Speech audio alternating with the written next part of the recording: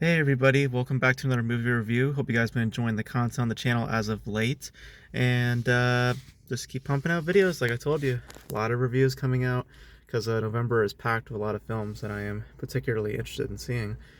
And this was one of them, Armageddon Time, which is written and directed by James Gray, who's done some notable pieces in the past, namely Lost City of Zed and most recently Ad Astra.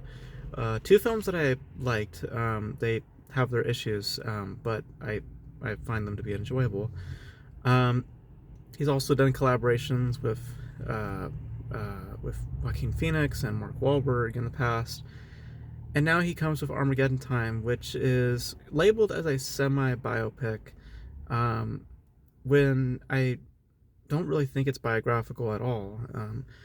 Um, I think that really what Armageddon Time addresses um, is the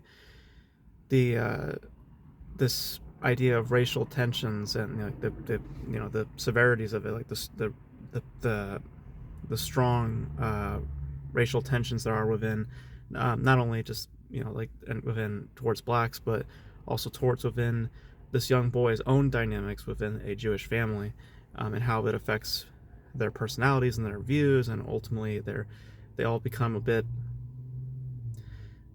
distant from one another in some respects. But that's just like kind of the base of what the film is, and we're all seen through the perspective of a young little boy, um, and he surrounds himself with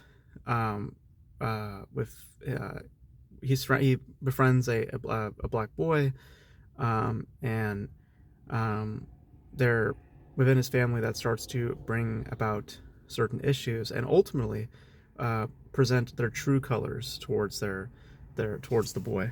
The boy finally gets to see how his mother and his father and other people around him truly are. And um, if that idea sounds very familiar, that's because it is. And I feel like that's one of the things about Armageddon Time that is, kind of bathing in the waters of mediocrity, because in addressing racial tensions, it doesn't do anything profoundly new. It's pretty self-explanatory. It's pretty simple. It can be a bit stereotypical in some respects. So there's nothing really new there. I'll, you know, because one of the things that I had issues with going into Armageddon Time was what it was wanting to be. It was pitching itself initially as a semi-biopic about the director, and in some respects, the movie does dive into those into personal aspects. There's one scene that's very grisly that talks about child abuse, and the scene that happens is very, very authentic and very feeling. Like you feel a lot during that scene, and it really puts in perspective the toxicities that this boy is surrounded by. There's surrounded by incredibly toxic people, particularly his father, who is just a disgusting character.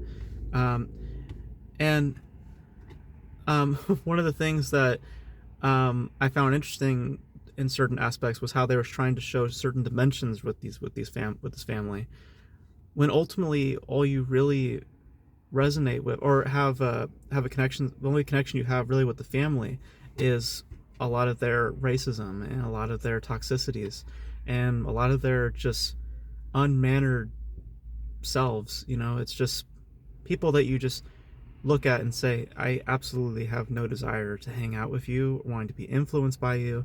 Like towards the end of the film, Anthony Hopkins' character tells the little boy, don't give in to these people. Just don't. Stay true to who you truly are, and really hold firm to yourself.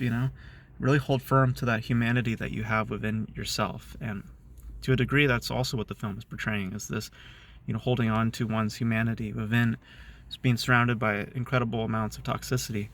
Um, but at its core, it's addressing racial tensions, and I feel that it's a story that I've seen before. I don't think that it was portrayed in an unflattering manner. I was appealed by it. I was engaged by it. More importantly, I was involved in it by the filmmaking. I think that what James Gray brings to the film, I think, is a certain layer of passion and a certain layer of layer of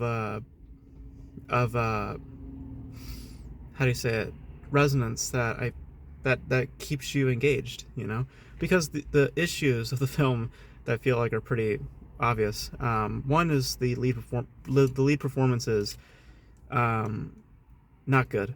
It's unfortunate to say, but the lead performance is not good. Um, it's the boy has a very much an innocence about him, you know, by his looks and all that. But when it comes to presenting dialogue and talking and engaging with other people, it feels very, very stale.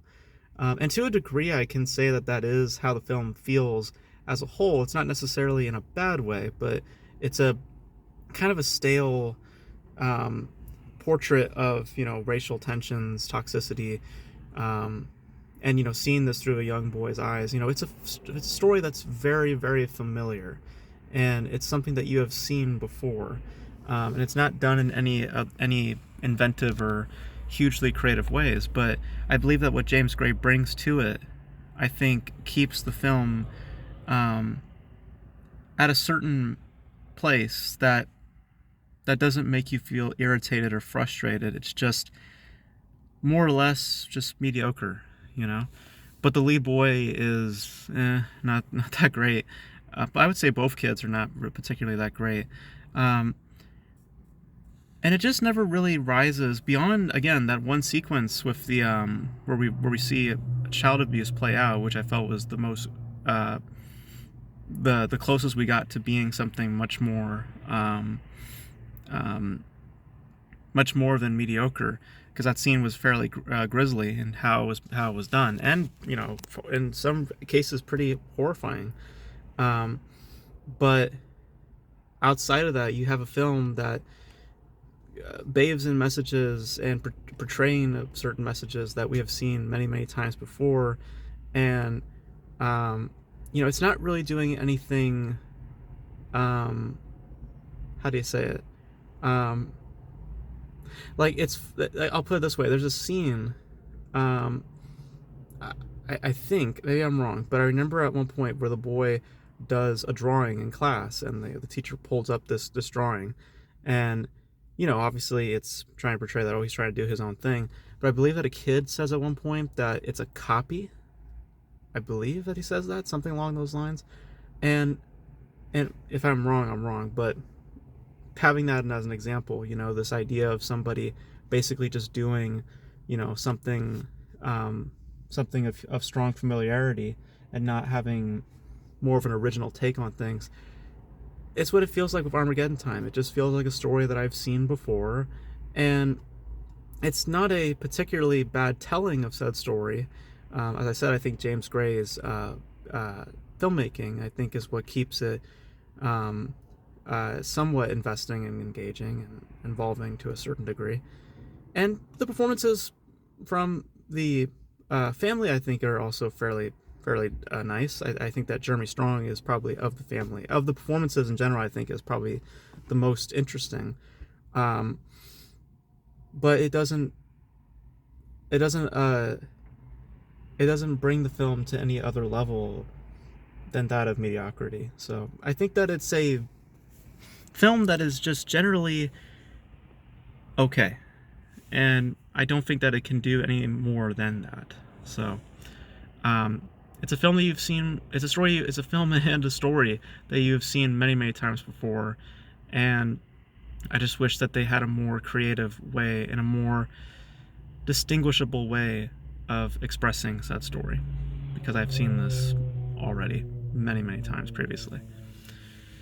So that's my thoughts on Armageddon Time. You guys let me know your thoughts. If you guys saw the film, did you guys like it? Did you guys hate it? Did you guys thought it's a story you've seen before like I did? Whatever you guys think, let me know in the comment section below.